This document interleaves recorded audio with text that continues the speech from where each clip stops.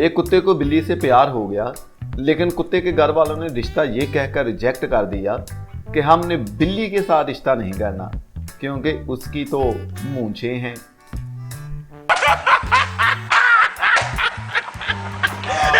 बंदा एक दिन अपने पड़ोसी दोस्त संता को बता रहा था कि संता, हमारी बकरी ने आज अंडा दिया है।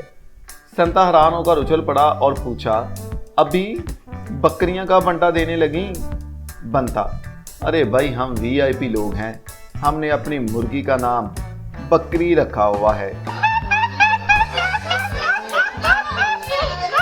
15 साल के बाद मुकदमा जीतने पर जज ने बुजुर्ग को मुबारकबाद दी तो बुजुर्ग ने जज को दुआ देते हुए अपने हाथ उठाए और कहा, बेटा अल्लाह तुझे तरक्की दे और तुझे थानेदार बनाए। जज बुजुर्ग की सादगी पर मुस्कुरा दिया और कहा, बाबा जी जज थानेदार से बड़ा होता है। बुजुर्ग बोले, नहीं बेटा, थानेदार जज से बड़ा होता है। जज ने पूछा, आप ये क्यों कह रहे हैं? तो बुजुर्ग बोले, आपको जिस केस को ख़त्म करने में 15 साल लग गए, थानेदार ने शुरू से ही बोला था कि 5000 दो, मैं अभी मामला इधर ही दफा कर देता हूँ।